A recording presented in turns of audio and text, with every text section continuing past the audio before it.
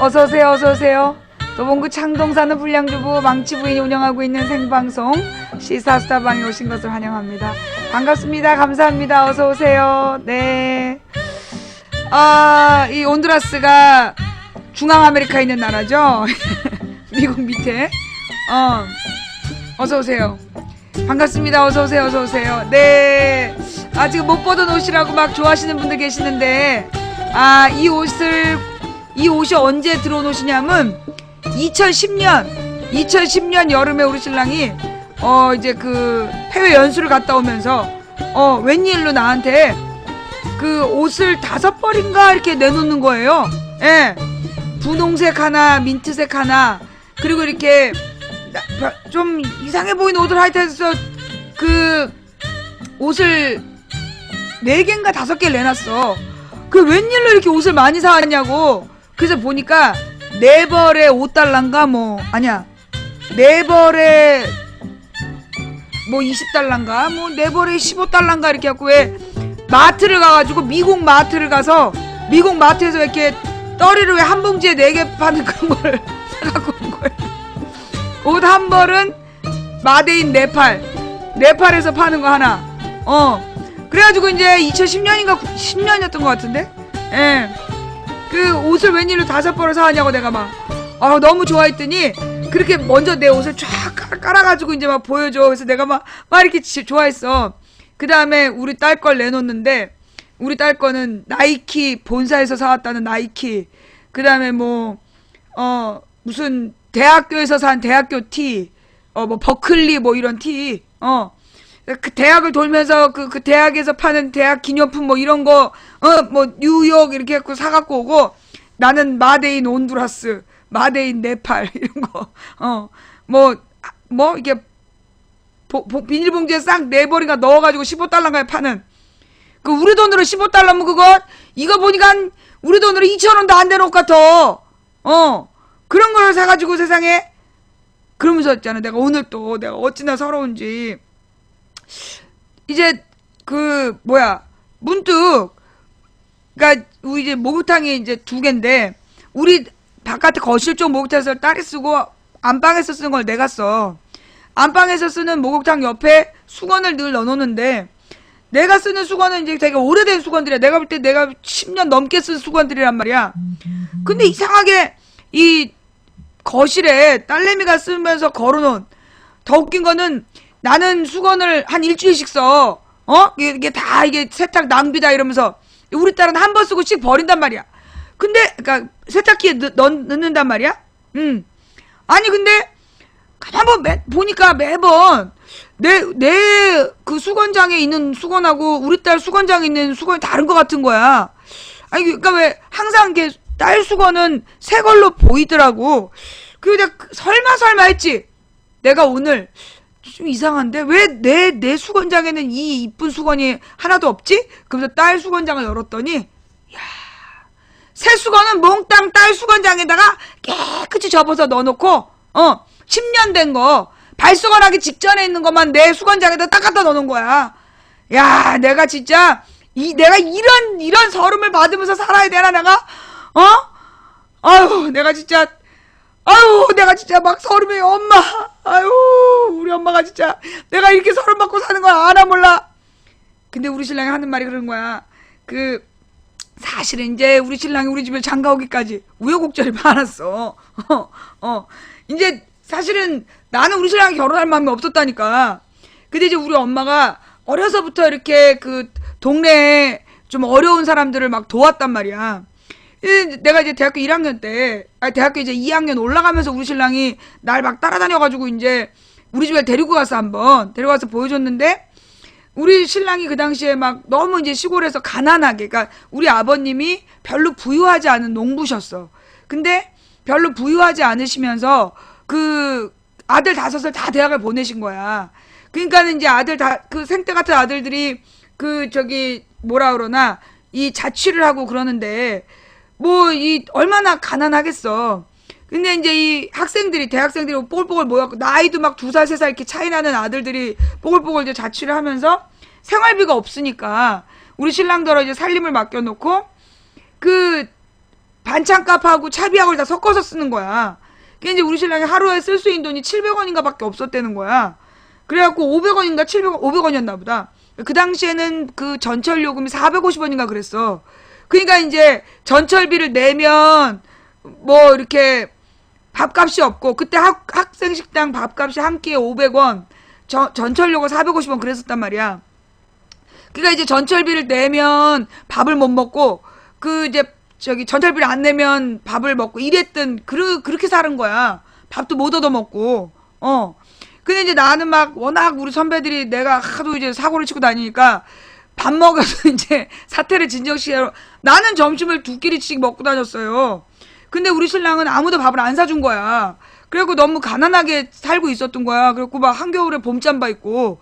그래가지고 이제 우리 엄마를 내가 딱 소개를 해줬지. 우리 엄마는 동네 버려진 애기를 우리 오빠로 데려다 키우고 막 그랬단 말이야.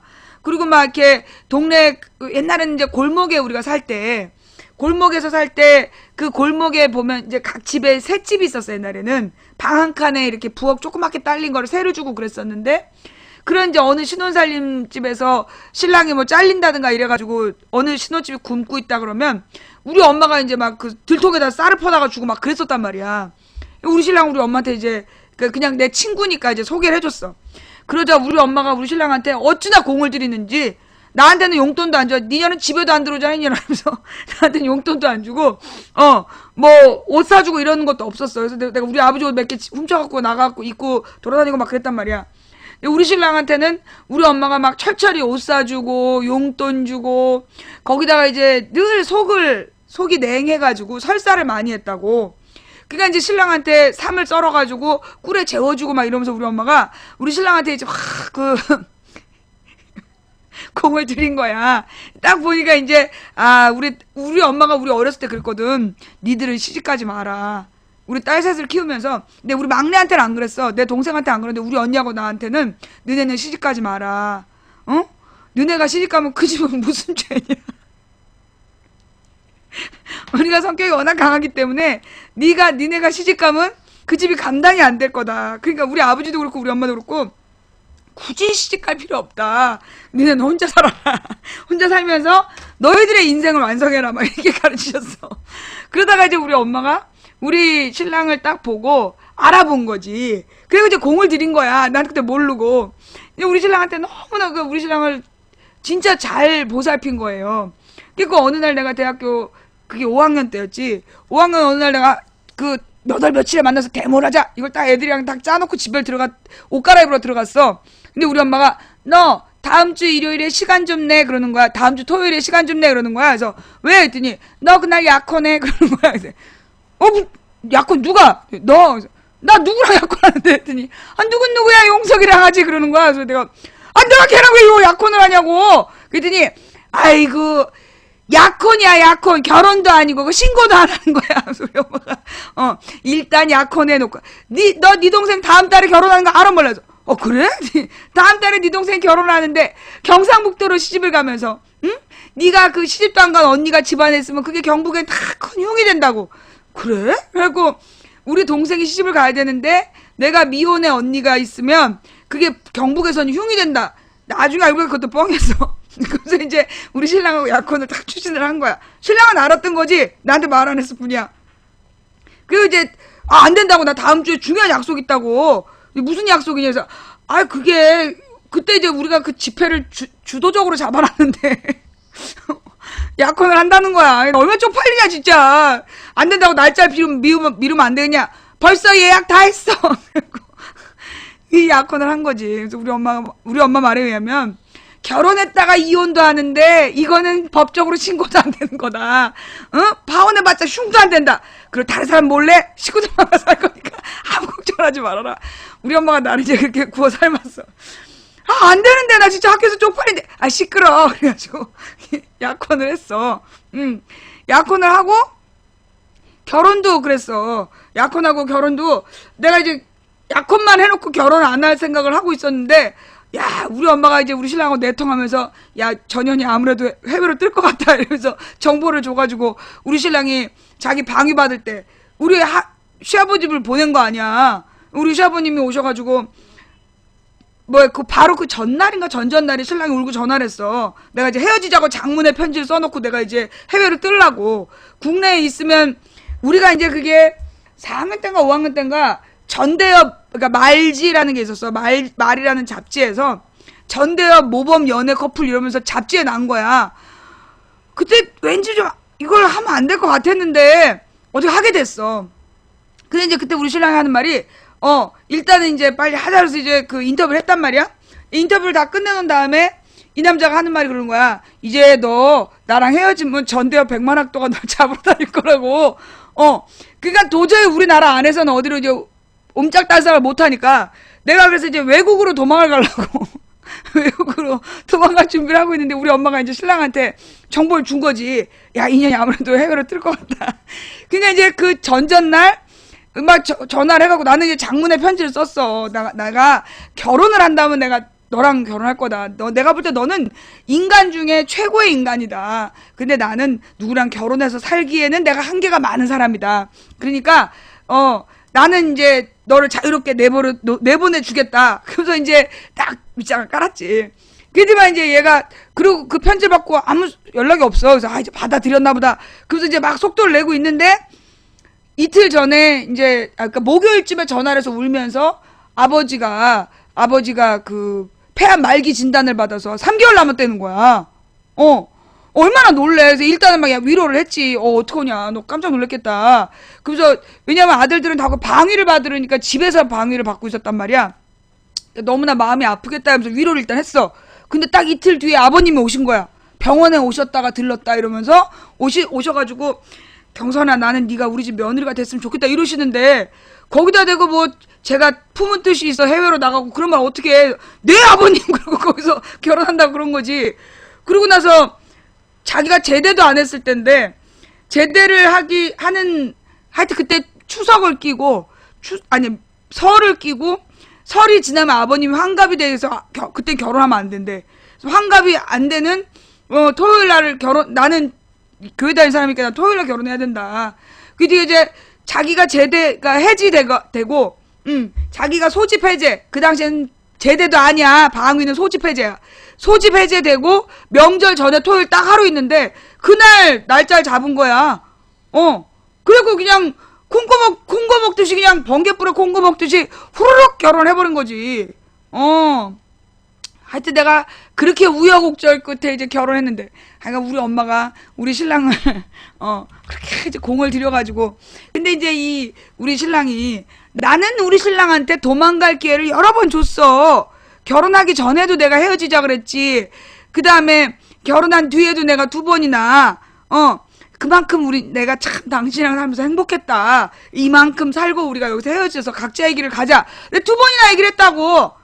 한 번은 그렇게 좋게 얘기했고 이제 한 번은 도장을 찍어라면서 구청에서 이제 그 이혼 서류를 갖다가 찍으라고 이제 협박을 하고. 좌우지간 내가 총 3번을 도망갈 기회를 줬어. 지가 안 가놓고 며칠 전에 그러더라고.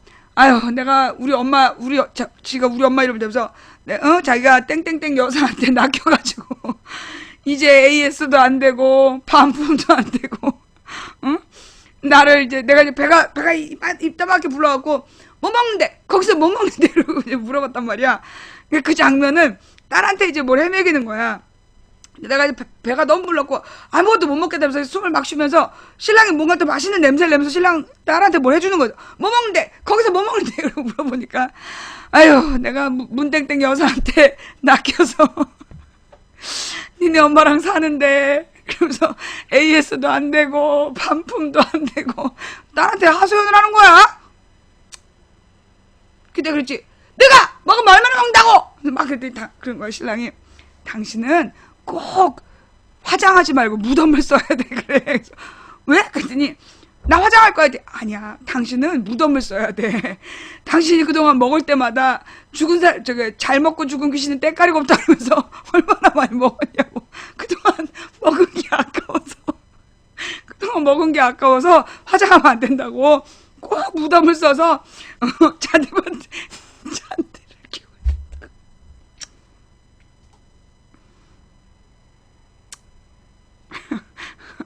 그래가지고 우리 동생이 옆에서 그러는 거야. 언니가 무덤을 써놓으면 밀림이 될 거라고. 동생이 맨날 하는 말. 언니가 먹는 돈, 사먹은 돈만 모아도 피 다 갚고 집을 2채 샀을 거라고. 세상의 물질은 둘로 갈라져. 지구상에 존재하는 물질은 2가지로 분류할 수 있어.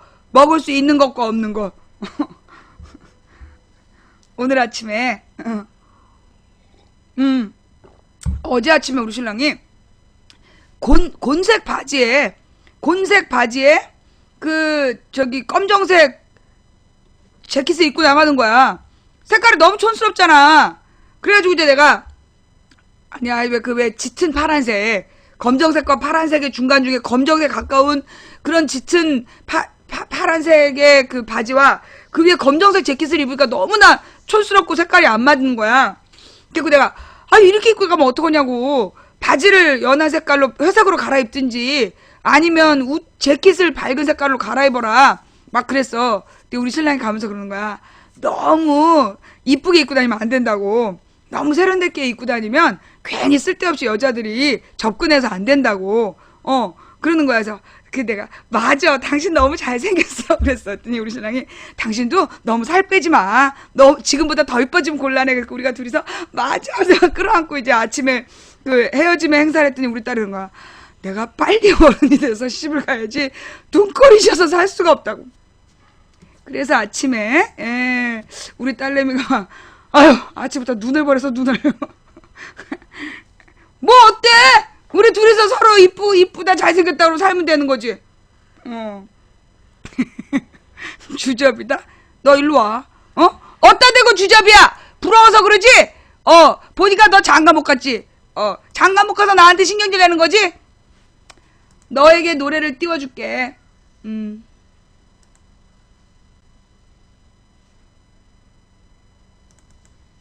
장미여관이 불렀어요. 너 그러다 장가 못 간다?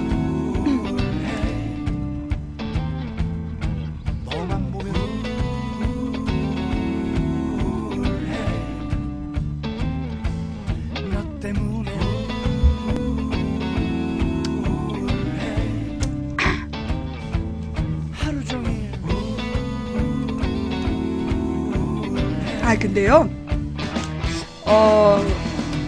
솔직히 얘기해가지고 내가, 솔직히 얘기해서 뭐라 그러나, 요즘 오늘 뉴스에 계속 그거 나오잖아. 이혼의 이유, 바람을 펴서 딴 살림을 차린 남편이 이혼을 청구할 수 있냐 없냐. 이걸 오늘 대법원에서 변론한다면서 막 난리도 아니야. 지금 대법원에서 얼마 전에 지난달인가 왜 그거 뭐였지? 지지난달인가 그 간통죄 위원 간통죄가 위헌이라면서 없애버렸잖아. 그리고 아마 오늘은 그 혼인 파탄의 원인이 있는 유책 사유와 파탄 사유인가 뭔가 이걸 가지고 그 뭐 대법원에서 변론한다는 거 아니에요. 그 유책 사유라는 게 뭐냐 하면 혼인의 파탄의 책임을 만든 쪽, 한마디로 바람을 피운 쪽에서 그 상대방에게 그러니까 이혼을 요구할 수 없다.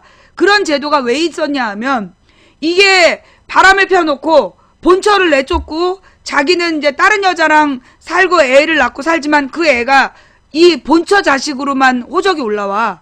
그러니까 첩의 자식으로는 호적이 안 올라가요. 아버지로 인정을 못 받기 때문에. 그러니까 이제 계속 이혼을 요구한단 말이야, 본처한테. 그래서 그걸 못하도록 되어 있는 법인데, 오늘 이제 그걸 없애겠다는 거 아니야. 그러면서 이제 이 결혼, 한마디로, 솔직히 얘기해서 지금 대법원에서요, 간통죄가 위헌이다라고 얘기하고, 그리고 지금 요 유책사유에 대해서 인정하지 않는 그런 걸 한다는 건 솔직히 얘기해서 결혼 제도에 대한 이 도전이에요. 나는 그렇게 봐. 이게 간통죄라는 게 뭐냐 하면, 자, 벌써 또 이관왕 했어요. 웃음이 끊이지 않는 방송 1위 등급. 빠바바바바바 빠바바바바 빠바바바바바. 자, 일단 이관왕, 아싸. 자, 그래서 이게 이제 사실은 간통죄라는 게 뭐냐. 그 결혼한 유부남 유부녀가 혼외 정사를 했을 때 그걸 처벌하는 법이란 말이야. 그런데 그 간통죄를 폐지하기로 했잖아요. 그러니까 그 간통죄가 위헌이라고 판결을 내려버렸어. 그래서 이제 그 간통죄로 처벌이 안 돼. 근데 그러면서 뭐라고 핑계를 댔냐면 이제까지 이 간통죄가 별로 실효성이 없었다. 그래서 여자들이 간통죄를 반대했다 이러는 거야. 근데 이제 실제로 이 간통죄가 실효성이 없다는 얘기는 뭐였냐면 이 간통죄의 전제가 뭐냐면 이혼을 전제로 해야 돼. 이 간통죄의 문제가 뭐였냐면 실제로 이제 그 부인들이 열받아가지고 그러니까 이제 남편이 바람을 폈어. 그럼 이걸 남편을 간통죄로 감옥을 보내버리고 싶은 거야. 근데 전제가 뭐냐면 이혼을 전제로 해야 돼. 근데 이혼을 하면 생활력이 없는 부인들은 실제로 그 간통죄로 남편을 처벌할 수 없었던 거야. 그러면 주로 이제까지 간통죄는 누구만 처벌받았냐? 만약에 아내가 바람을 피면 남편들이 간통죄로 고소를 하는 거야. 그래가지고 이 여자들만 간통죄로 유부녀만 간통죄로 처벌을 받고 실제로 바람핀 남편들은 거의 아내 쪽에서 고소를 못했던 거예요. 그러면 어떻게 하면 돼? 이혼을 전제로 한다는 조건 그걸 없애면 되는 거야. 그런데 간통죄가 위헌이라고 해버린 거예요. 예. 그러니까 그 간통죄가 위헌이다. 그러니까 이제 간통죄는 사라지는 거야. 근데 그건 굉장히 잘못된 거야. 이 혼인을 파탄낸 책임을 묻고자 할 때 이 그러니까 배신한 사람에게 벌을 주는 제도는 있어야 된다고 봐요. 예. 그런데 그걸 갖다가 지금 대법원에서 위헌 판결을 그러니까 헌재에서 위헌 판결을 내리는 바람에 사실은 결혼 제도가 굉장히 위협받은 거야. 이번에도 마찬가지로 자, 바람을 핀 쪽에서 이혼을 요구해. 그러면 만약에 그 이혼 요구 소송을 걸 수 있다. 그러면 본처가 그 바람핀 남편한테 이혼을 당하는 거야. 근데 우리나라의 문제가 뭐냐면요. 다른 나라는 그런 제도가 별로 없어. 간통죄라든가 뭐 이런 제도가 없어. 왜? 외국은 그러니까 이혼 소송이 되게 독하고 만약에 남편이 바람을 피워서 이혼을 한다. 그러면 남편의 거의 전 재산을 여자한테 줘. 남편의 거의 전 재산을 뺏어서 여자한테 주고 그 다음에 그 이혼 수당도 계속 여자가 다시 결혼할 때까지 이혼 수당 및 양육 수당을 강제로 국가에서 뺏어서 준단 말이야. 그러니까 간통죄가 필요가 없었어요. 근데 우리나라는 실제로 여자가 이렇게 이혼을 하잖아. 그럴 때 아무리 귀책 사유가 남편에게 있어도 절반 이상 아내에게 안 줘. 최대로 받은 게 절반이야. 그 다음에 이혼하면서 뭐 양육수당 같은 거 안 줘도 법에서 강제를 안 해. 그러면서 이번에 이혼의 원인을 제공한 측이 이혼 소송까지 걸 수 있게 바꾼다라면 이건 실제로 어떻게 보면 우리나라의 이 보수적인 결혼 제도를 굉장히 심각하게 위협하는 거야. 자, 여러분. 지금 이 헌재의 9명 중에 6명이 새누리당 쪽 사람이야. 대법원 9명 중에 6명도 새누리당 사람이고 그렇다라면 지금 솔직히 여러분 우리 방송에 와가지고요. 맨날 이 아줌마 보수예요 진보예요 물어보는 애들이 보수는 뭐고 진보는 뭐니? 그러면 새누리당을 지지하면 보수, 뭐 새정치연합을 지지하면 진보라고 얘기를 하잖아. 그 개뻥이라고. 지금 헌재 6명이 새누리당에서 만든 애들인데 걔네들이 지금 그 결혼의 근본적인 결혼 제도라는 거는요. 결혼 제도라는 건 굉장히 중요한 제도예요. 나는 우리 인간이 갖고 있는 많은 제도들 중에 가장 중요한 2가지 제도가 나는 종교하고 결혼이라고 봐. 그 종교하고 결혼 중에 더 중요한 게 결혼 제도라고 봐요.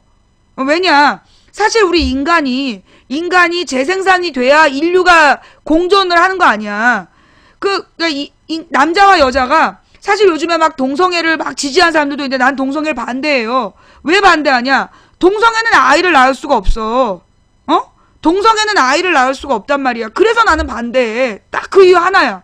동성애를 반대하는 이유가 성경에 죄라고 나와서 나는 10계명에도 없는 말이기 때문에 그걸 신경 안 써요. 동성애를 내가 반대하는 단 하나의 이유는 사랑하는 남과 여가 자녀를 낳아서 자녀에게 인간의 사랑을 가르쳐야 되는데 실제로 이 동성애는 남녀가 사랑해서 아이를 낳을 수가 없기 때문에 그래서 나는 반대한단 말이야.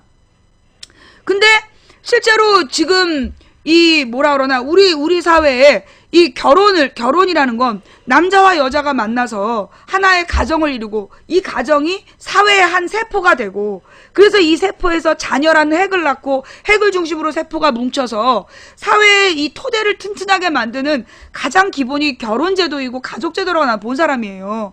그러니까 결혼이라는 건 어떻게 보면 보수의 상징적 제도라고 난 생각해. 보수적인 세력이 갖는 상징적인 제도이고 그러니 이 결혼을 결혼 제도를 법이 지켜줘야 된다라고 나는 본 사람이야. 그러니까 나는 보수예요. 나와 같은 주장을 한 사람은 보수적인 성향이야. 근데 지금 새누리당 쪽이 더 우세한 이 헌재에서 이 간통죄가 위헌이다? 이게 말이 안 되는 거야. 간통죄 위헌을 주장한다는 건 결혼 제도를 흔드는 거예요. 이거는 보수적 정책이 아니라 한마디로 결혼 제도를 무너뜨리는 일종의 진보적 정책인 거야. 나는 지금 그래서 이 새누리당이 보수라고 생각 안 해요. 이 보수의 특징은 뭐냐면 법을 잘 지켜야 돼. 법을 잘 지킨 사람들이야. 보수는 기본적으로 법을 잘 지키고 도덕을 중시하고 물론 보수라 해서 다 도덕적이냐? 인간은 약점이 있어요. 잘못하고 실수할 수 있지. 그러나 자기가 잘못했다는 걸 인정하는 거야, 보수는. 그리고 자신의 잘못을 막 잘했다라고 주장하지 않고 반성하고 다시 같은 죄를 짓지 않으려고 노력하고 종교적으로 자기를 깨끗이 하려고 노력하는 사람들이 보수란 말이야. 가장 기본이 뭐냐면 법을 지키는 거야. 그 다음에 전통 제도를 지키는 거고 민족과 민족과 역사에 대한 애정이 있는 사람들이 보수의 특징이란 말이야. 새누리당이 그래요? 우리나라가 나라를 뺏긴 게 일본에게 나라를 뺏겨서 우리나라가 근대화 됐다는 개소리를 하고 앉아있질 않나. 결혼제도를 위협하는 결정을 내리지를 않나. 이런 것들이, 그러니까 이게 보수하고 진보로 가를 수가 없는 거야. 특히 새누리당이 보수다. 그거 정말 잘못된 거예요. 그러면서 새누리당을 지지하는 언론을 보수 성향의 언론이라고 난 표현하면 안 된다고 봐. 그거 보수 성향 언론 아니야. 새누리당이 무슨 민족의 역사를 중시해? 새누리당의 입김이 세고 새누리당의 아부하려는 언론을 보수적 성향의 언론이라고 얘기하면 안 돼요.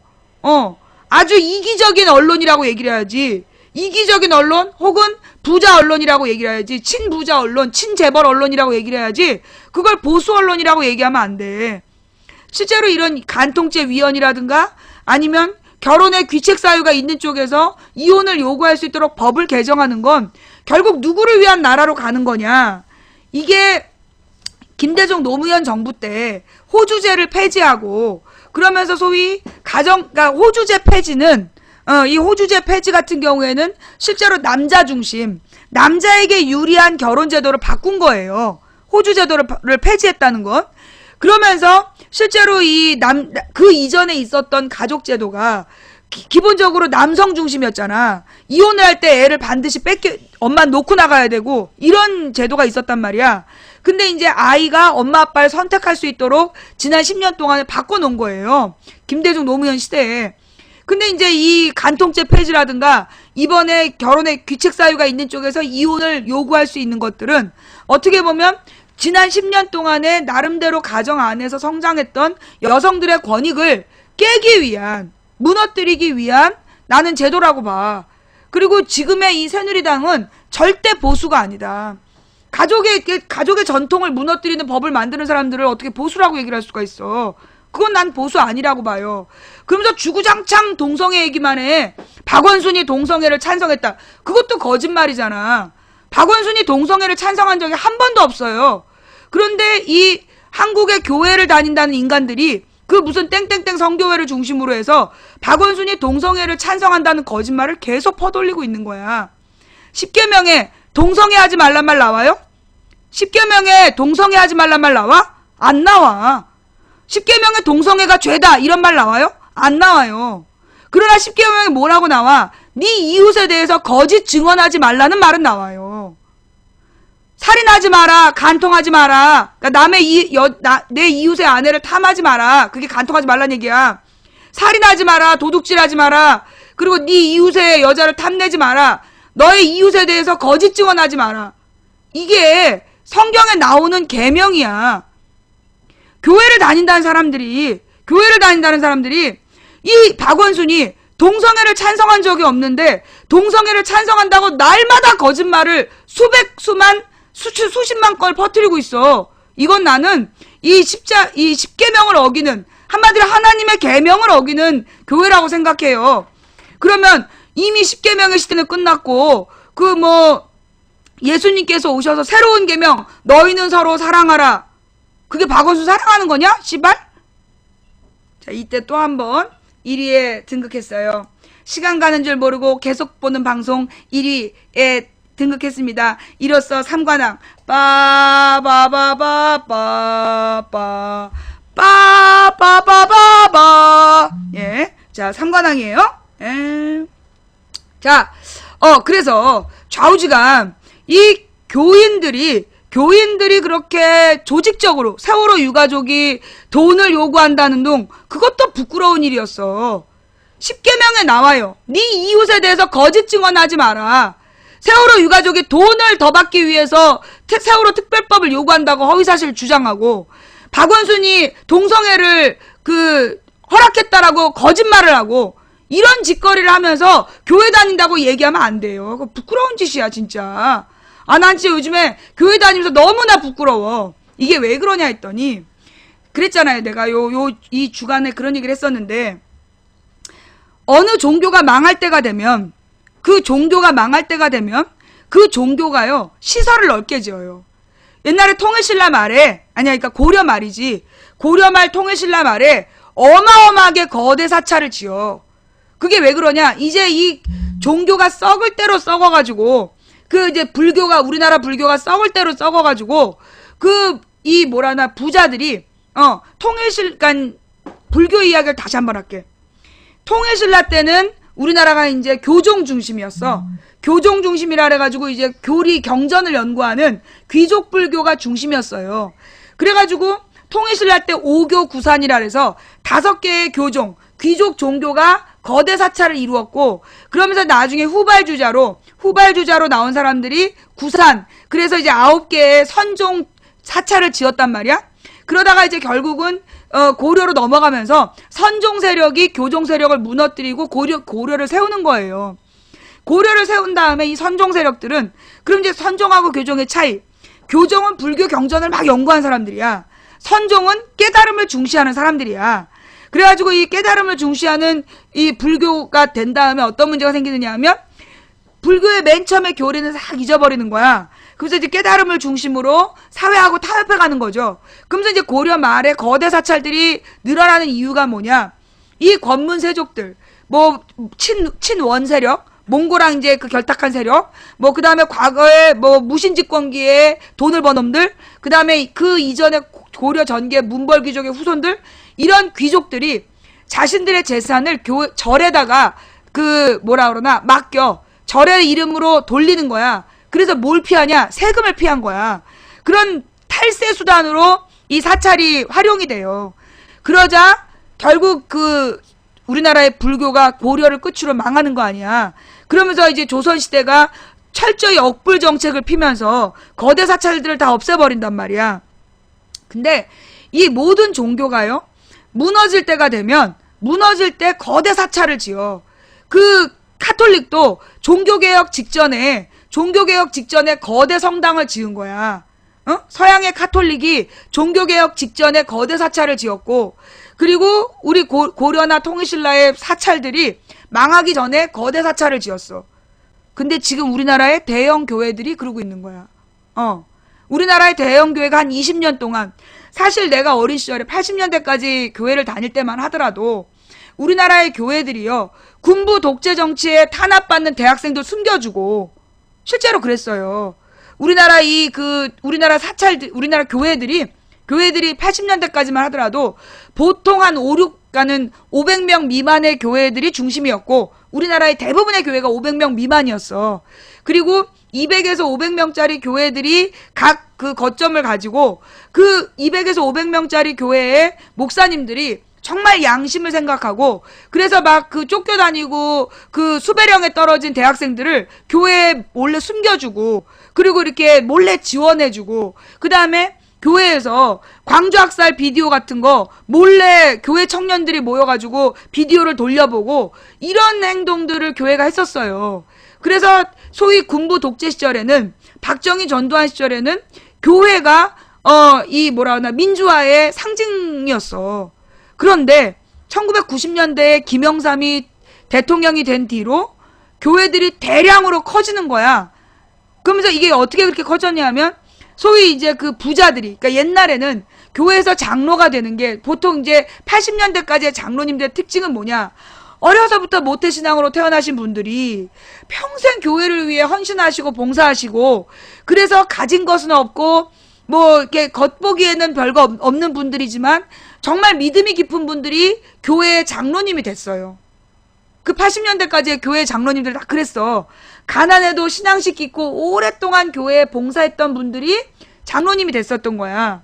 그런데 90년대부터 바뀐 거예요. 어떻게? 헌금 많이 하는 사람으로. 헌금을 많이 하는, 떼돈을 막 갖다 몰아넣고 그 다음에 주차봉사 같은 거 잠깐 하면 장로가 됐어.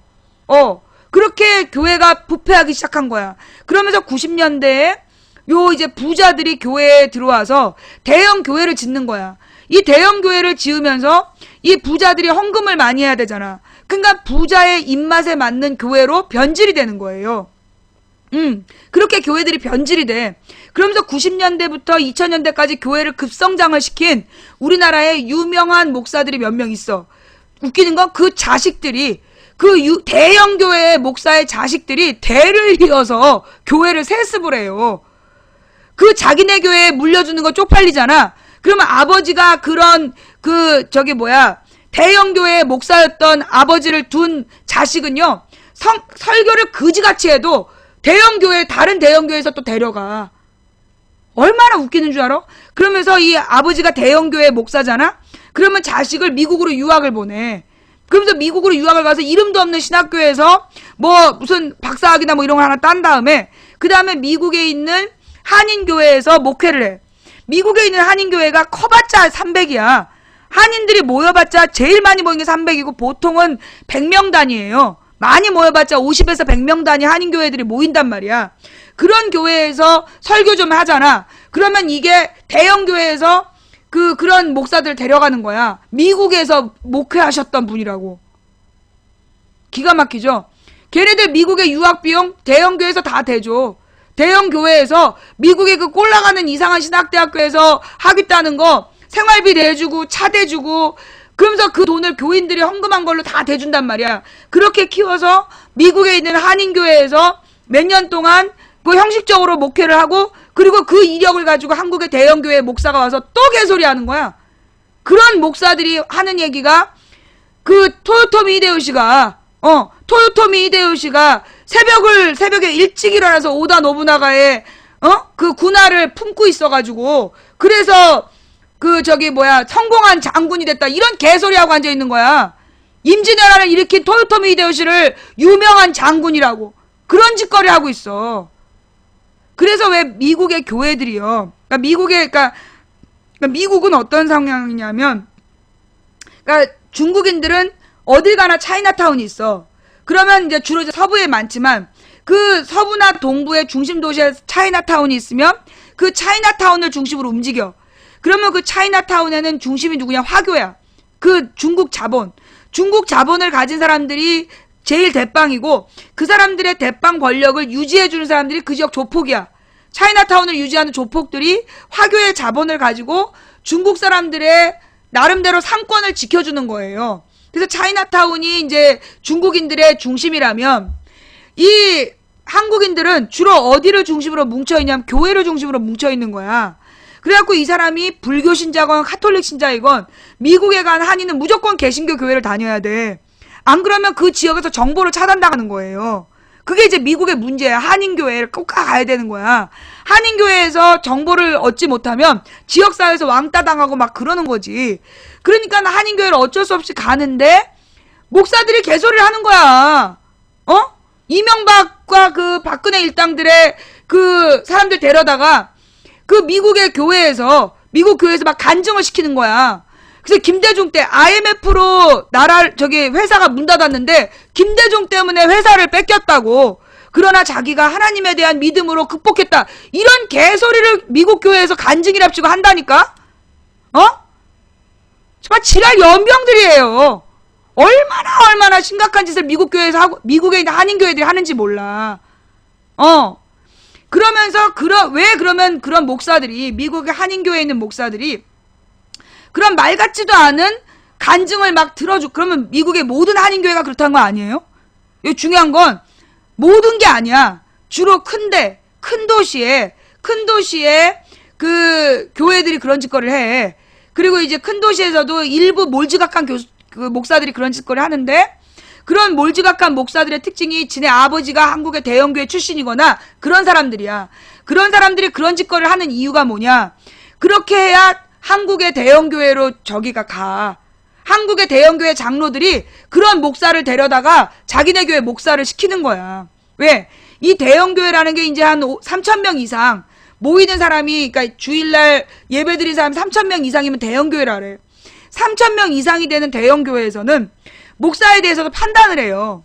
근데 이제 어느 목사가 새로 왔는데 설교가 마음에 안 든다. 그러면 이제 그 장로님들끼리 서로 또 권력 투쟁을 해. 교회 안에서. 권력 투쟁을 하면서, 이 목사가 저기 A 장로가 데려왔는데 영 별로다. 그럼 B 장로 일당이 막 주동을 떠가지고 목사 내쫓고 막 그래. 그러니까 이제 그게 한국의 대형교회 고질병이었어. 그러자 이게 그 문제를 해결하기 위해서 2000년대 들었으면서 온 게 미국 교회에서 수입해 오는 거야. 미국에서 목회했다. 그러면 딱 데려다 놓으면 소위 B 장로가 A 장로가 미국 교회에서 수입해 온 목사에 대해서 아무 말 못하는 거야. 사대주의 때문에. 우리나라 이 교회 장로들 사이에 사대주의가 있어서 미국 교회에서 목회하다 왔다. 그럼 아무 말 못하고 그냥 그 목사들이, 그 장로들이 따르는 거야. 그런 일들이 교회에서 있었던 거예요. 그게 이제 이 우리 한국의 대형 교회들이 갖고 있는 문제야. 근데 많은 사람들이 우리나라의 그 개신교 전체를 다 비판하는데, 우리가 이제 카톨릭에 대한 이야기를 제가 어저께 그저께 해드렸잖아요. 카톨릭이 그렇게 부패했고 교황과 대형 주교들을 중심으로 해서 부패했어. 그래서 결국 루터와 칼뱅 이런 사람들이 나와서 종교개혁을 하잖아요. 그리고 난 다음에 카톨릭이 피나는 개혁을 해. 피나는 자기개혁을 통해서 소위 이제 예수회인가? 그 예수회를 중심으로 한 선교회가 있었어. 그 선교회 수도원. 그 수도원들의 출신의 신부님들이 정말 근검절약을, 그러니까 프란치스코 교황 같은 사람이 그런 출신이야. 그래서 정말 이 수도원 출신으로 근검절약하고 굉장히 이 말씀의 중심이 된 신부님들이 나와서 카톨릭 개혁을 해요. 그래서 그 근대 카톨릭들이 정말 진심으로 반성하면서 소위 복지 사업을 해왔던 거야. 그러면서 이제 명맥을 유지해 갔던 거죠. 근데 이제 그런 것처럼 지금의 한국 교회도 굉장히 이 대형 교회를 중심으로 욕먹을 짓을 많이 하고 있어요. 그래서 내가 주장하는 게 뭐야? 대형 교회 가지 마라. 3,000명 이상 모이는 교회 가지 마라. 그게 내가 우리 한국 교회 개신교 신자들한테 하고 싶은 얘기야. 그게 왜 그러냐면요. 3,000명 이상의 교인이 모이면 틀림없이 교회가 크게 확장을 해요. 그러면서 교회가 확장을 하면서 또 뭐를 하느냐? 주차장을 위해서 땅을 계속 사들이는 거야. 그래서 실제로 헌금을 하면, 원래 교회가 맡은 일은 헌금이 들어오면 그 헌금에서 대부분을 뭘로 써야 되냐면 구제사업에 써야 돼. 가난한 마을 사람들을 돌보고 고아나 과부들을 돌보는 일을 하라고 헌금을 원래 했던 거야. 개신교 교회는. 그런데 이 개신교 교회들이 3,000명 이상, 1,500명만 모여도 문제야. 1,500명 이상이 모이면 막 우리 얼마씩 내자 이래가지고 작정헌금을 걷어가지고 그걸로 땅을 사고 건물을 짓고 그 다음에 땅을 넓히고 건물을 넓히고 그런 짓을 계속해. 그러다 보면 어떤 문제가 생기느냐? 돈 많이 내는 사람들한테 목사가 눈치를 봐. 장로님들 중에서도 돈 많이 내는 사람이 발언권이 세죠. 그러면서 지금의 한국 교회가 이 지경이 된 거야. 그래서 존나리 카톡으로 거짓말 돌리면서 허위사실을 유포하면서 부끄러운 줄 모르는 교회가 된 거야. 나는 개신교 신자로서 너무 부끄러워. 우리 한국의 지금의 기독교의 모습이 너무 부끄러워. 그러나 100% 부끄러운 게 아니에요. 이게 그만큼 썩을 대로 썩었기 때문에, 그래서 지금 새로운 이 목회자들이 작정하고 새로운 교회 운동을 나는 시작하고 있다고 믿어. 그래서 그러면 이 젊은 목회자들이 문제가 뭐냐면요. 나 진짜 웃겨요. 젊은 목회자들이 대형 교회에서 블랙리스트에 오르는 거야. 진보적인 성향을 가진 전도사나 진보적인 성향을 가진 목사들이 있잖아. 그러면 그런 목사들을 이 대형 교회들이 블랙리스트에 올리는 거야. 그래가지고 일자리를 못 얻게 하는 거예요. 그러니까 어쩔 수 없이 개척교회를 해야 되는데 개척교회가 힘들잖아. 그러니까 목회를 못하게 하는 거야. 그렇게 한국교회를 좀 썩게 만들고 있어요. 기가 막히지. 그래서 어떻게 해야 되느냐. 한국의 이 교회 개신교회 신자들이 정말 1,500명 이상 모이면 나는 솔직히 500명 이상 모이는 교회 가면 안 된다. 안 된다고 생각해요. 이건 나만의 생각이 아니라 내가 하나님한테 내가 이 한국 교회 문제를 굉장히 깊이 막 울며 기도할 때 하나님 뭐라 그러냐면 사실 목사들이 관리할 수 있는 신도 숫자는 500명이 맥시멈이라는 거야. 이 500명 정도밖에 관리를 할 수 없는 목사들이 500명 이상 관리할 수 없는 목사들이 5,000명 교회를 달라고 기도한다는 거야. 그래서 5,000명을 줘봤자 4,500명의 영혼을 보살피지 못한다는 거야. 그거 하나님께서 내 마음에 들려주신 이야기예요. 결국은 뭐냐. 그 교회란 목사님이 주일날 예배 끝나고 일일이 악수할 수 있는 사람, 담임 목사가 일일이 악수할 수 있는 사람 숫자만 있는 그런 교회 가야 돼. 담임 목사랑 악수도 못하는 그런 교회 가면 안 돼요. 이런 1,500명, 3,000명짜리 교회는 목사가 일일이 악수 못해. 1,500명 교인이 어떻게 악수하겠어. 그러니까 이제 구석 군데군데 출구마다 부목사들이 서갖고 인사를 한단 말이야. 그런 교회 가면 안 돼. 담임 목사가 매일 예배가 끝나면 손 붙잡고 딱 악수해보면 이 사람의 신앙 정도를 알아요. 이게 사람의 양심이 있기 때문에 목사님이랑 딱 악수할 때 믿음이 흔들리는 사람은 눈을 못 마주쳐. 이게 목사님하고 눈을 못 마주치고 그 자기가 부끄러운 짓을 했잖아. 그런 사람은 목사님하고 악수를 못해요. 똑바로 인사도 못하고. 그런 교회에는 그 목사님이 그 사람을 위해 기도해 줄 수가 없는 거야. 얘가 이 사람이 뭐가 문제가 있구나. 그럼 목사님이 주일날 악수한 다음에 전화 신방을 하는 거야. 집사님 별일 없으세요? 그러면 이제 이런저런 하소연을 하면 기도해 드릴게요. 이게 목회야. 그게 정상적인 교회고. 그런데 대형 교회는 목사가 무슨 장관 취급받아. 목사가 움직일 때 그 옆에 부목사들이 쫙 도열해서 가고 막 비싼 외제차에 비싼 아파트 그러면서 막 해외여행 보내주고 지랄 연병을 한다니까. 그러면 대형 교회는 전혀 필요 없냐. 만약에 여러분이 다니는 교회가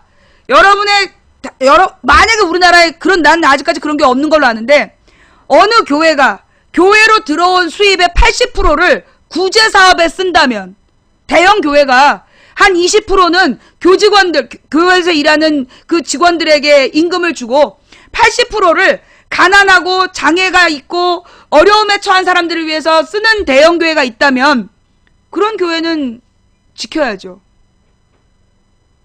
그거 재직회라는 게 있어.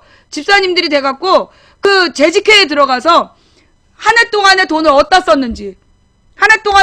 썼는지 물어보고 이 여러분이 1,000명 이상 1,500명 이상 대형 교회를 다녀.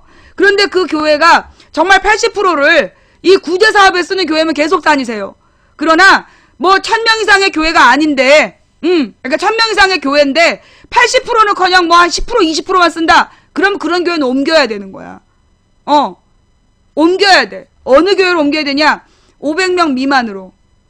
주일날 설교 끝나고 목사님하고 악수할 수 있는 교회로 옮기세요. 그래야 되는 거야. 그리고 이 젊은 지금 이제 젊은 신학생들, 이 젊은 신학생들도요. 그리고 이 장로의 신학대학이나 이게 문제야. 한신대는 그래도 좀 진보적인 교수들이 있는데 장로의 신학대학이 일부러 이상한 교수들만 지금 뽑고 있는 거예요. 교수들이 옛날에 한 90년대 80년대까지만 하더라도 장로의 신학대학의 교수들이 굉장히 진보적이었어. 그리고 사회에 대해서 고민하고 그리고 이 부정부패라든가 이 권력자에게 맞서는 그런 정신이 있는 교수들이 있었거든요. 그런데 지금 한 2000년대 들어선 다음에 한 10년 된 것 같아. 한 10년 사이로 지금 장신대 교수들도 굉장히 많이 잘못 뽑고 있어. 그래서 이 사람들이 올바로 신학생들을 키워내지 못하는 거야. 그렇게 되면 내가 볼 땐 한국의 기독교의 미래가 없어. 그래서 그러면 끝내야 되나요? 신학생들이 스스로 정신 똑바로 차려야 돼요. 교회 없애라 그래요! 교회가 사라지면, 교회가 제대로 종교의 역할을 못하면 여러분의 삶에 무관할 것 같죠? 그런 교회들이 제대로 된 살아있는 교회가 아니라 죽은 사탄의 교회들이 여러분의 가족들을 꼬드겨서 돈을 뺏고 시간을 뺏고 그들의 몸과 건강을 해치게 하는 거예요. 마찬가지로 다른 종교시설도 그래. 잘못 뭐 사찰이 땡중이다. 땡중들이 저를 다 차지하고 있다. 무시하면 안 돼. 그 땡중들이 여러분의 어머님을 꼬셔서 맨날 구타라고 그러고 등 달으라 그러고 그러면서 돈을 빼돌리는 거야. 여러분이 돈 없다 그래도 계속 돈 달라고 그러는 이유가 자식들을 위해서 등을 달아야 된다고 그 땡중들이 막 속여. 그러면 어머님들이 그냥 자식들한테 돈 달라고 그러고 없으면 뭐라도 팔아가지고 그 아버지가 주신 그 음반자 하나라도 팔아가지고 등 달라고 그러고 막 그런단 말이야. 종교가 썩으면 어느 사회가 가정이 썩고 종교가 썩잖아요. 그러면 그 사회는 망하는 거예요. 어느 사회가 종교가 썩고 가정이 파괴되면 그 사회의 미래는 없어. 그 사회 이제 망하는 거야. 설마 나라가 망하냐? 그 지금 많은 미래학자들이 인류의 미래에 대해서 되게 부정적으로 바라보잖아요. 특히 우리나라 같은 경우 이렇게 출산율이 계속 떨어지고 지금 이렇게 자살률은 계속 높아지고 곧 망한다는 거야. 얼마 안 가 망한다는 거야.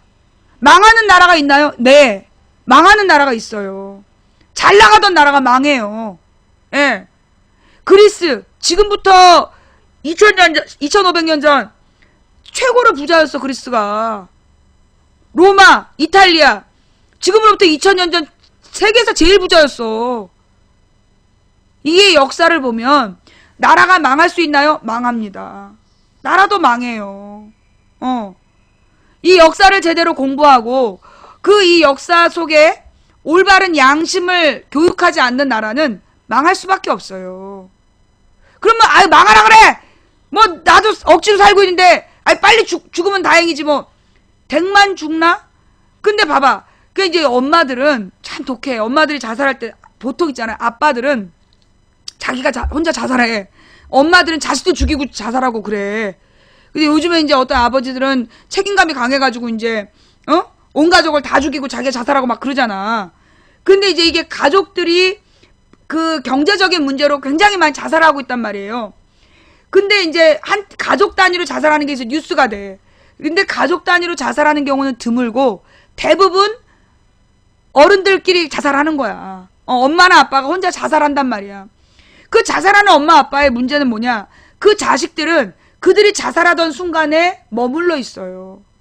나는 자살에 반대를 해.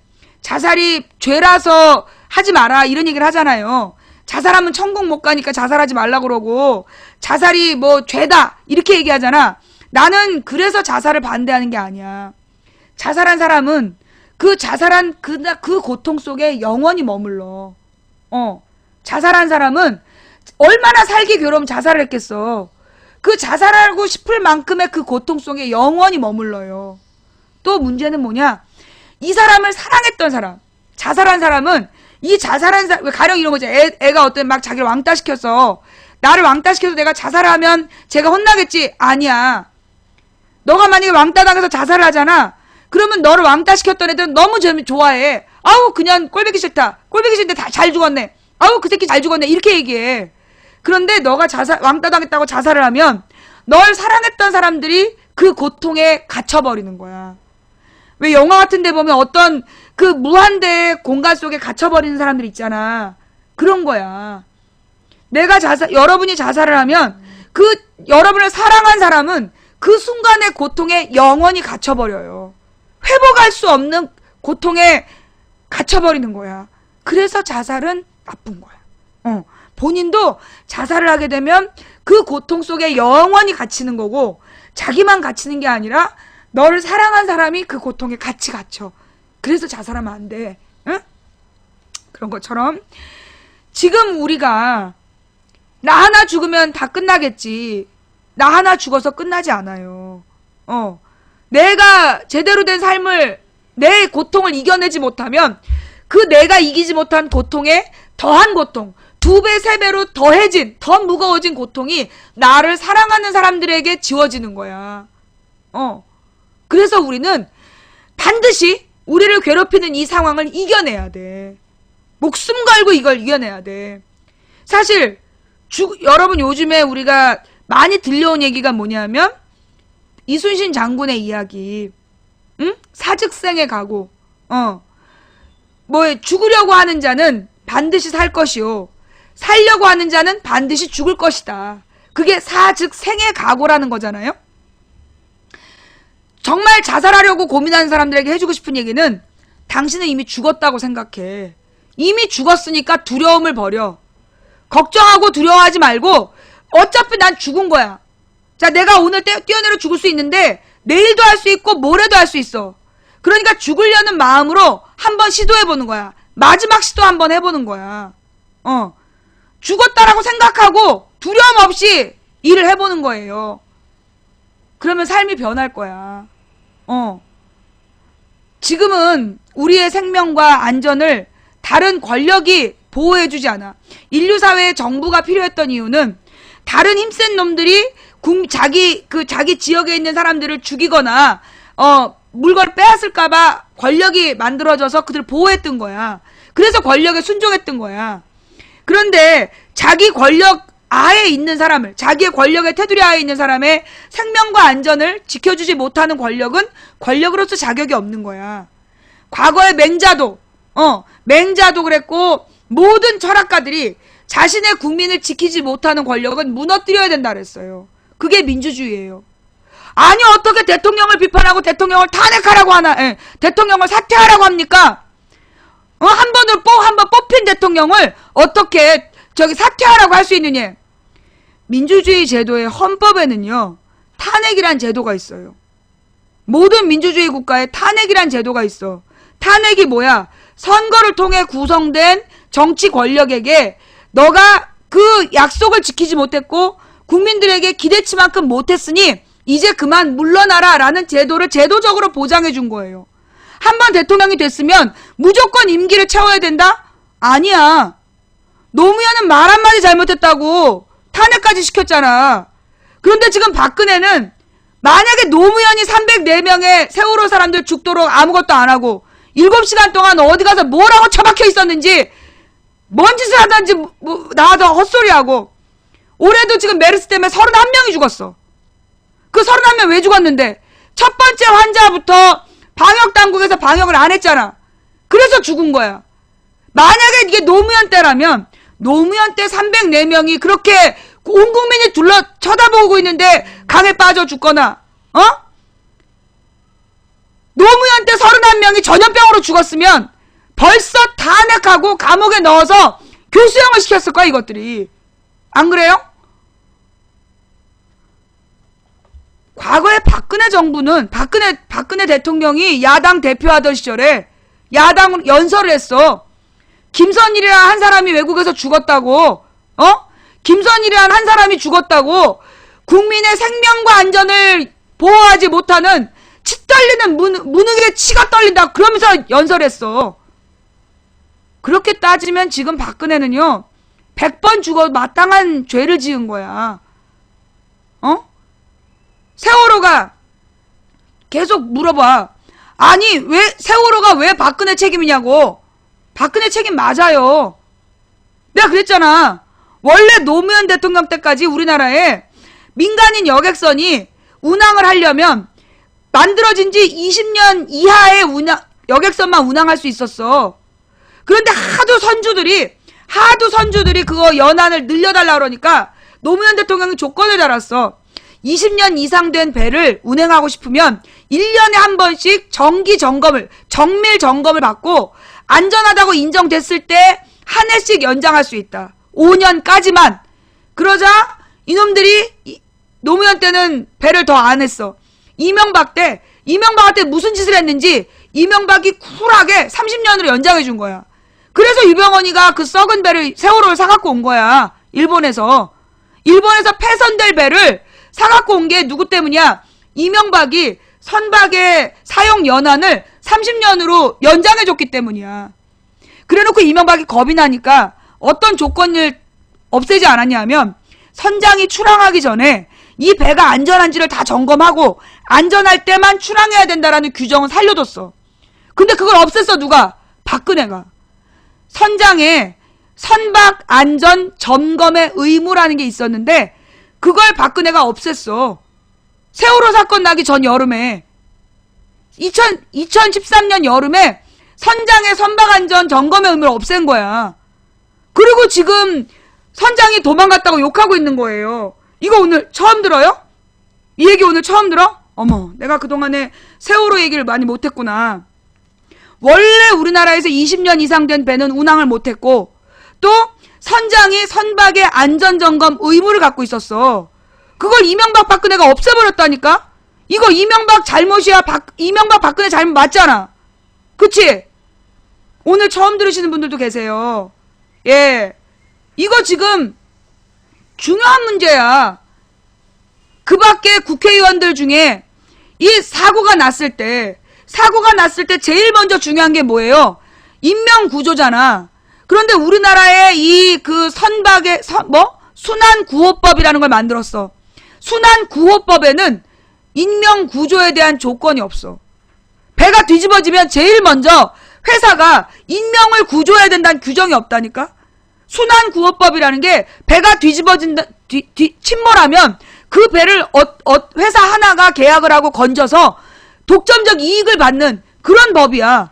순환구호법이라는 게 인명을 구하는 데 관심이 없고 배를 인양하는 일, 그 일이 수천억짜리 돈을 버는 일이니까 그 일을 회사 하나가 단독으로 할 수 있다라는 법을 만들었어. 국회의원들한테 뇌물 주고 국회의원들한테 해외여행 시켜주고 심지어 새누리당 국회의원 6번인가 그 뇌물성 외유를 갔다 왔다니까? 그렇게 받아 처먹고 만들어준 법이 순환구호법이야. 이거 이명박 박근혜 관련 국회의원 처벌 받아야 되잖아. 그뿐만이 아니에요. 우리나라에서 모든 운행되는 선박은 반드시 운행 허가를 받아야 돼. 그 운항 허가를 누가 해주느냐? 한국선급이라는 회사에서 독점적으로 해줘. 그래서 이 회사에다가 얘가 이 배가 안전한지 아닌지 오로지 이 회사 혼자서 확인을 해주는 거야. 문제는 뭐냐 하면 이제까지 수많은 배가 잘못 고쳐졌는데 이 씨발놈들이 이걸 계속 허가를 내준 거야. 이제까지 수천 명이 배 사고로 죽었어. 1970년대인가? 박정희 때 만들어진 한국선급에서 이제까지 모든 배에 운항허가를 내줬다니까. 잘못 고쳐진 배, 결함이 있는 배에 운항허가를 다 내줬어. 이제까지 죽어간 모든 사람들의 책임 한국선급이 져야 되는 거야.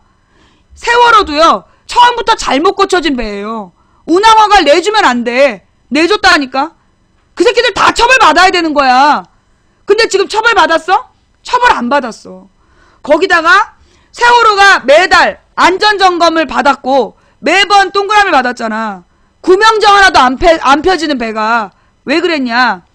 선주들이 모여갖고 선주연합을 만들고 그 선주연합에서 유령회사를 만든 다음에 매달 안전점검 받은 것처럼 가짜 안전점검 증서를 내준 거야. 선주연합 이 새끼들도 전부 다 잡아 쳐 넣어야 되잖아.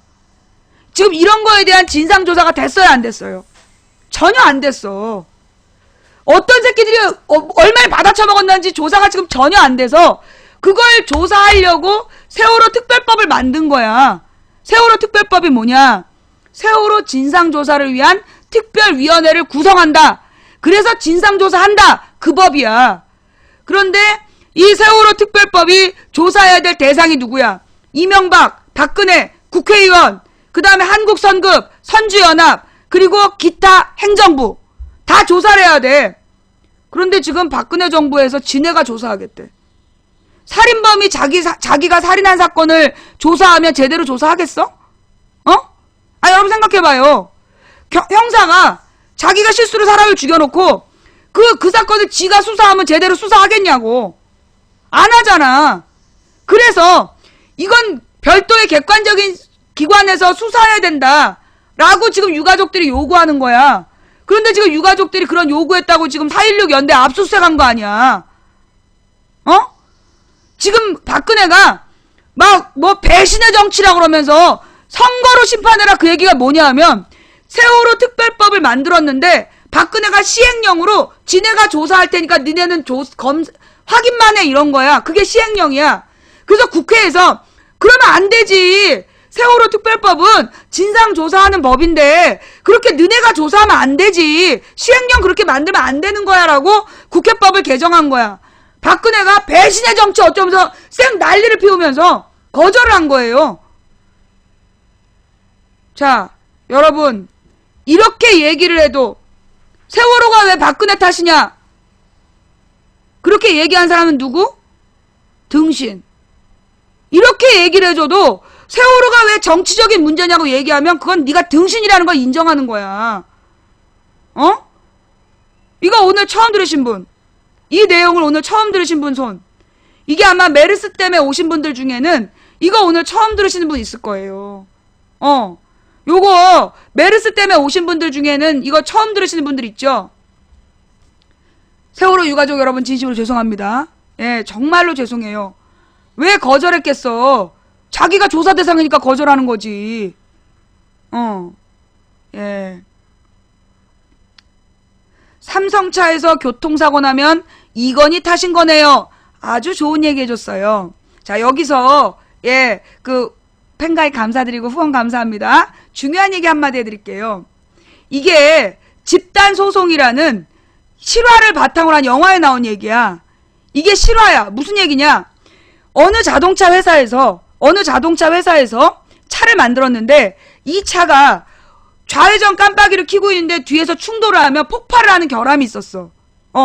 그러니까 우회전 깜빡이를 켜고 있는데 뒤에 와서 충돌하면 폭발하는 결함이 있었는데 이 결함을 회사가 알았어. 알았는데 얘네가 따져본 거야. 전체 그런 사고가 전체 교통사고의 몇 %인가를 따져봤어. 굉장히 미미해. 그러니까 얘네가 어떤 생각을 했냐? 이 엔진을 새로 만드는 비용하고 만약에 그런 사고가 발생했을 때 보상금으로 내주는 비용하고를 따졌더니 엔진을 새로 만드는 비용이 더 많이 들어가. 그래서 얘네가 숨기고 팔았어. 어떻게 됐을까? 회사 책임이었어. 회사 책임이었다고. 개인이 잘못을 해서 사고가 이거는 그러잖아. 오른쪽 깜빡이를 켜고 있는데 뒷차가 박았어. 뒷차 잘못이잖아. 회사가 집단소송으로 물어냈어. 뭔 말인지 알아? 이 삼성 자동차를 끌고 개인이 자기가 잘못해서 사고를 냈다면 그거는 이건희 책임이 아니야. 그러나 삼성에서 만든 자동차에 원초적 결함이 있는데 그 결함을 알면서 팔았다면 이건희 책임이야. 세월호는 원초적 결함이 있었어. 알고 있으면서 운행을 시켰고 알면서 그날 운행하면 안 되는지 알면서 운항 허가를 내줬고 이 배를 운항하면 안 되는 배인데 처음부터 한국성급이 운항 허가 해줬고 선장이 안전점검 의무가 있었는데 그거 없애줬고 이건 모든 권력이 알면서 나쁜 짓을 한 거기 때문에 책임을 져야 되는 거야. 뭔 말인지 알겠지? 현대자동차 사고 나면 정몽구가 책임져야 되나요? 그 말은 무식한 얘기고. 그런데 만약에 현대자동차에 원초적 결함이 있고 이걸 알면서 팔았다면 정몽구 책임인 거야. 세월호는 원초적인 정부의 잘못이 있는 거예요. 그래서 정치적 문제인 거야. 그런데 세월호의 진상규명이 안 된 게 정치적 이슈로 만들었기 때문이라고 얘기한 씨발놈들도 있더라고. 정말 씨발놈이에요. 세월호는 정치적 문제야. 아니 그러면 정치적인 문제 아닌 게 어딨어요? 없어요. 여러분 세상에 정치적인 문제가 아닌 건 아무것도 없어요. 여러분이 지금 내가 취직이 안 되는 것도 정치적인 문제인가요? 네. 아니면 내가 장가 못 간 것도 정치적인 문제인가요? 네. 님이 지금 결혼 못하고 님이 지금 취직 못한 것도 정치적인 문제야. 기가 막히지? 맞아요. 왜? 지금 여러분이 결혼 못하는 이유가 뭐야? 사랑하는 여자가 있어. 그런데 결혼을 못하는 이유가 집값이 너무 비싸서잖아. 여자랑 결혼하는데 이 여자는 집을 사오길 바래. 근데 나는 소득이 낮아. 집을 살 수가 없어. 그래서 결혼 못하잖아. 그럼 집값이 높은 게 그러면 정부 탓인가요? 네. 집값이 높은 건 정부 탓이에요. 집값을 잡을 수 있었는데 안 잡았어요. 왜? 자기네들이, 정부 관계자들이, 장관들이 집을 수십 채 가지고 부동산 투기를 했어. 집을 비싸게 팔아먹는 게 부동산 투기잖아. 부동산 투기로 돈을 번 새끼들이 권력을 잡고 있기 때문에 집값을 잡지 않은 거예요. 그래서 집값이 비싼 거야. 그래서 정치적인 문제야. 아니 그럼 내가 취직 못한 게 왜 정치 탓이냐. 여러분이 대학을 안 가도 돼. 반드시 대학 나올 필요 없는데 대학 못 가면 취직 안 된다고 뻥을 쳤잖아. 학교 선생님부터 온 나라에서. 그래서 대학을 갔잖아. 비싼 돈을 주고 1억 원 가까이를 대학을 가기 위해서 최소 1억 원을 써야 돼. 1억 원 가까이 투입하고 대학을 졸업을 했는데 취직 돼? 안 되잖아. 왜? 정부 차원에서 일자리를 만들지 않기 때문에, 일자리를 만들라고 강제하지 않기 때문에 취직이 안 되는 거야. 여러분이 취직을 못한 게 지방대를 나와서거나 학점이 낮아서거나 여러분이 그 학비를 대기 위해서 몇 년 동안 휴학해서 돈 벌어서 학교 나오고 그러느라고 졸업 연도를 못 맞춰서 취업이 안 된 게 아니야. 우리 정부에서 일자리를 만들도록 강제하지 않은 거야. 그래서 미치겠어. 예. 그래서 여러분들이 취업이 안 되는 거예요. 김광진 의원님, 네. 라이벌 김씨, 이전에 중계방에서 별풍선 테러를 하면서 지금 존재감을 드러내고 있는 겁니까? 예. 아니, 라이벌 김씨, 진짜 김광진 의원이에요. 진짜 김광진 의원이 나타났어. 돈도 없으면서 무슨 별풍선이야. 난 별풍선 못 쏜단 말이야. 예. 자, 하여튼 이게 라이벌 김씨 때, 어젯밤에 11시에 생방송했다며. 가짜라고요? 어디? 맞아요. 이거 진짜예요. 블루페퍼 815가, 예. 블루페퍼 815가 김광진 의원이야. 진짜예요, 진짜. 아이디를 외워야지. 진짜예요. 진짜 김광진 의원 나타났어. 아유, 내가 이놈의 이 라이벌 김씨 때문에 나 망했어. 자, 하여튼 하던 얘기를 마저 하면, 우리 라이벌 김씨, 김광진 의원님, 부탁 있습니다. 화수목금 2시부터 5시까지 그 시간만 피해서 어떻게 방송해주면 안 돼요? 에? 아니, 이게 이 영업의 상도라는 게 있지. 우리 방송에 나와가지고 손님을 끌어줄 때 내가 고마웠어. 바로 분점 차려서 나가나? 그것도 코앞에. 아직 내가 무대에서 노래 부르고 있는데 무대로 노래 부르면서 올라오면 어쩌자는 거야. 지금 라이벌 김씨하고 나의 관계가 지금 적대적 동생 관계래. 나 이거 진짜. 내가 라이벌 박씨한테 시달린 2011년에 박원순 시장님을 내가 열심히 선거운동을 했어. 2011년 10월 25일에 우리 방송 카메라에 대고, 망치 부인님, 내가 시장이 되면 망치 부인님 덕분입니다. 그러더니 세상에 12월에 내가 방송을 열어보니까 와서 방송하고 있어. 라이벌 박씨. 아니, 이 시장님이 어떻게 나한테 이럴 수가 있어. 뒤통수를 쳐도. 라이벌 박씨가 그럼 1년을 방송을 했다니까, 1년을. 나 영업에 상도가 있지. 라이벌 박씨한테 내가 1년을 시달리고 그 트라우마가 아직도 남아있는데, 세상에 이번에는, 그래 사실 우리 그 라이벌 박씨는 좀 그 채팅창을 못 읽어. 이 채팅창을 못 읽는다고 워낙 빨리 들어가기 때문에.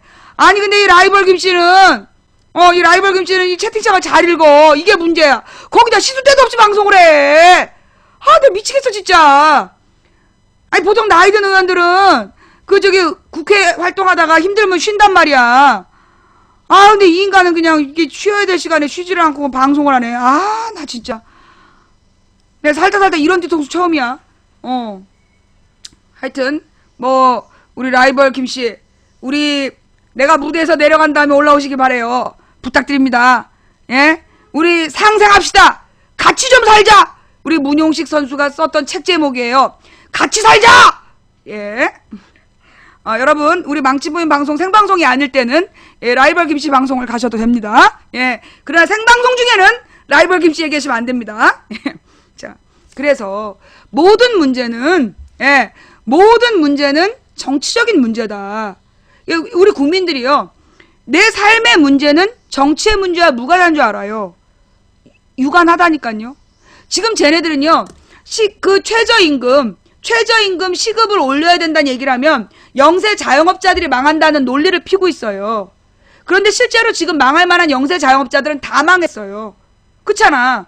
지금 거의 주인이 혼자서 가게 보는 사람들이 태반이고, 아르바이트생 아니면 가족들이 같이 일해.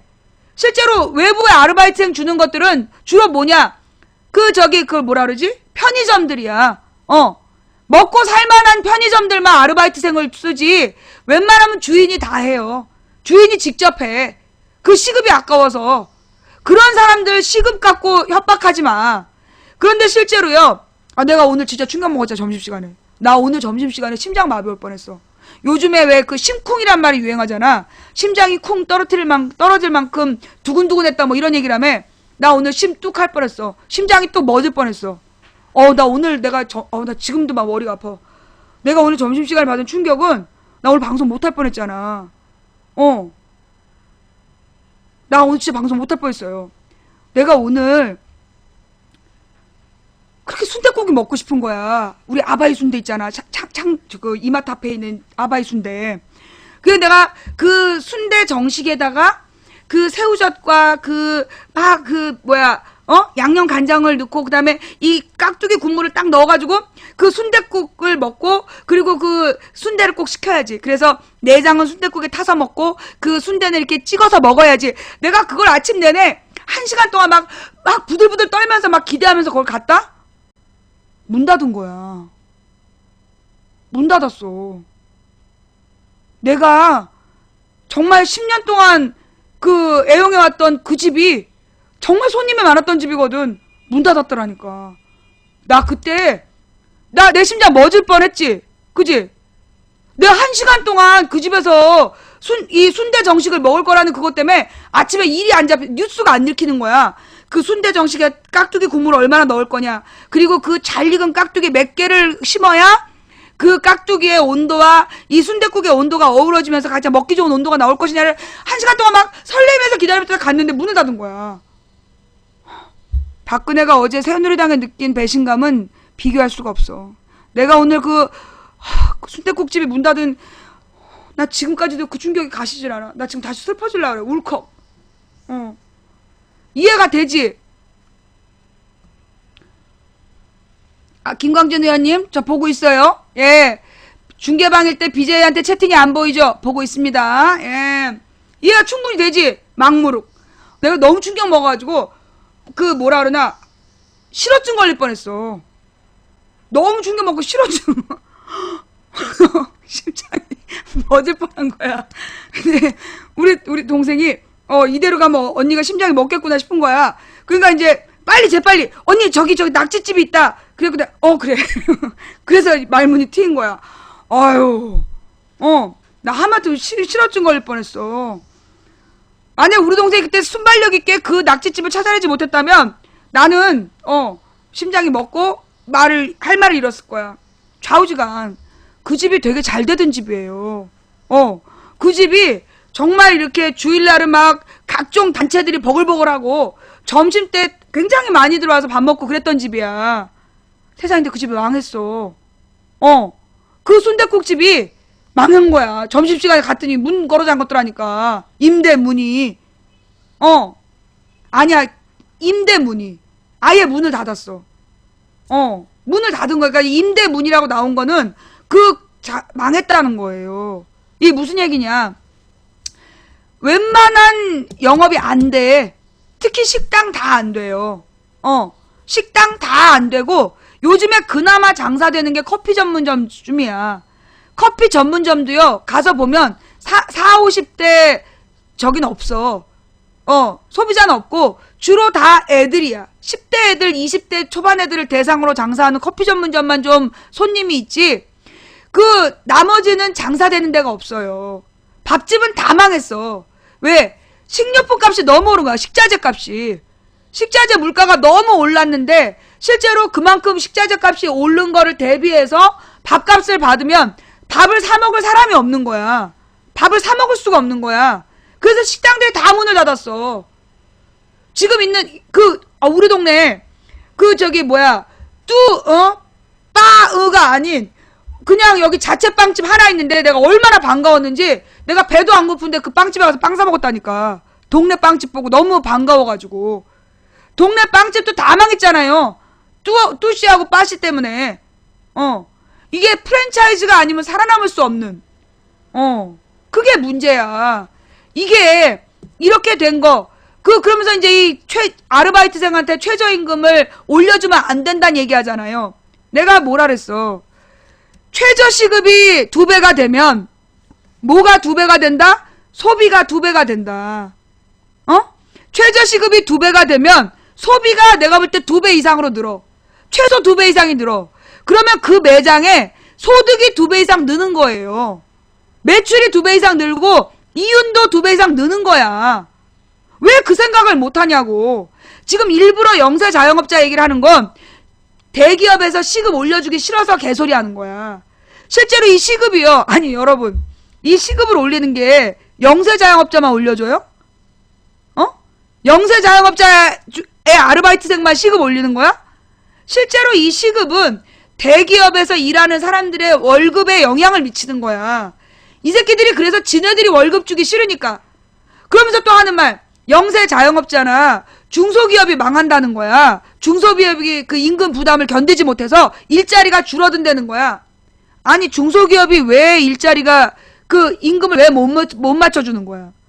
원래 중소기업의 납품값을 제대로 주면 임금 다 주고 남어. 그런데 어떻게 해요? 지금 그 원자재 값은 냉장고 하나를 만들어? 냉장고에 들어가는 각종 부품들 있잖아. 그 부품을 만드는 회사들이 그 부품이 전부 다 외국에서 물건 사다가 부품을 만들어야 돼. 그런데 그 외국에서 파는 물건의 원자재 값이 워낙 올랐어. 중국이 산업화되면서 전 세계 자원을 블랙홀처럼 빨아들이고 있어요. 그래서 원자재 값이 올랐어. 그런데 그 원자재를 사러 가기 위해서 우리나라 중소기업 사장들이 돈을 주고 외화를 바꿔야 되는데 외환 값은 이명박이 존나 올려놨어. 비싼 돈을 주고 외화를 바꿔가지고 그 원자재를 사다가 그거를 가공을 해가지고 납품을 해. 그러면 옛날보다 비용이 2~3배가 오른 거야. 그러면 납품값도 2~3배로 올려줘야 되잖아. 근데 이 새끼 대기업에서 뭐라 그래요? 사장님 오늘 저녁에 밥 먹으면서 얘기합시다 이러잖아. 근데 밥을 그냥 일반 밥집 가면 돼? 꼭 1인당 10만원, 20만원 하는 횟집에서 잡잖아. 그래서 회 처먹고 끝나냐? 아니야. 횟집에서 비싼 술, 비싼 정종 시켜먹고, 우리 저기 목이 타니까 맥주나 한잔 하러 가죠. 호프집 가? 아니잖아. 또 룸사롱 가잖아. 룸사롱 가갖고 비싸게 몇백만원어치 술 처먹어. 그 다음에 여자들 2차까지 다 서비스 받아. 그래놓고 사장님 내일 이거 도장 좀 찍어주십시오. 자 내일 들어오세요. 회사로 들어오시면 찍어드릴게요. 그래서 회사에 다음날 찾아가. 그러면 어떻게 해요? 사장님 이대로 납품 계속 이 납품값으로 납품하실래요? 입찰하실래요? 이 씨발놈이 밤새도록 수백만원 얻어먹고 그래놓고 이대로 납품값 받을래? 입찰할래? 입찰이 뭐냐? 입찰이라는 게 뭐냐 하면 다른 경쟁업체랑 경쟁가를 매기라는 거야. 그러면 새로 들어온 회사는 가격을 낮춰. 그러면 지금 납품값으로 내면 이 사람 망하는 거야. 그래서 중소기업이 비용은 2~3배가 됐는데 10년 전 가격으로 납품을 하고 있는 거예요. 그래서 중소기업이 망하는 거야. 그러면 이 씨발놈들아 냉장고를 10년 전 가격으로 팔아야 되잖아. 10년 전에 냉장고 100만원이었어. 지금 350만원, 400만원 받잖아. 얘네들은 비용이 3~4배가 올랐다 그러면서 실제로 파는 가격은 4배를 붙였어. 그런데 줘야 될 노동자들에 대한 임금은 절반 이상 깎았지? 25%로 깎았어. 그 다음에 중소기업에게 줄 돈은 10년 전 가격이야. 그러면 그동안에 늘어난 가격은 전부 다 이윤이야. 이런 썩을 놈들을 만나. 그래서 이게 우리의 삶은 정치하고 다 연관이 되어 있는 거예요. 근데 왜 정치 비판만 하냐고. 아줌마는 왜 정치 비판만 해요? 그 못된 사이비 목사가 그 목사가 아들을 성폭력 했는데 왜 그건 안 다뤄져요? 아버지가 아들을 성폭력을 했으면 그거 어디다 신고해야 됩니까? 경찰에 신고해야 돼요. 그죠? 그러면 경찰에서 그 못된 인면수심의 아버지를 잡아다가 종신형을 살게 하든 무기징역을 때리든 그래야 되는 거잖아. 경찰과 행정부에서 범죄자는 잡아다 벌어줘야 되는 거예요. 그런데 네티즌들이 경찰에다 신고를 안 하고 네티즌들한테 소문내고 다녀. 이건 뭘 의미하는 거야? 우리나라 행정부가 국민의 생명과 안전, 민생 치안을 신경 안 쓴다는 거야. 그러니까 국민들이 서로서로 사건을 보면서 우리가 우리를 지켜야 된다 이러고 있는 거예요. 나라 꼴이 완전히 밥 말아 드셨어. 치안부재를 얘기하는 거야, 치안부재. 존나리 지금 막 뉴스에 그 게시판마다 이런 강력범죄, 뭐 유치원 원장이 내 딸을 성폭행했어요 이런 글, 뭐 어떤 목사가 아들을 성폭행했어요 그런 글. 그거는 인터넷 게시판에 올라오면 되는 일이 아니라 경찰에서 처벌할 일이야. 아니면 그건 어디다 써야 되냐? 검찰청 게시판에 써야 될 일이에요. 왜? 검찰청 게시판에 쓰면 경찰이 수사를 안 받아줘도 인지 수사라는 거 할 수 있어. 검찰청 게시판에 국민들이 가서 야 이런 나쁜 놈이 때렸어. 그러면 그걸 보고 검찰이 인지 수사할 수 있다고. 그 교회 목사 이름까지 나와 있으면 검찰이 수사할 수 있는 거야. 그런데 왜 게시판에다 써? 내가 검찰로 보여? 내가 말 잘하니까 검찰로 보여? 아니면 내가 무슨 뭐 경찰서장으로 보이나? 우리 채팅창에 와서 왜 쓰냐고.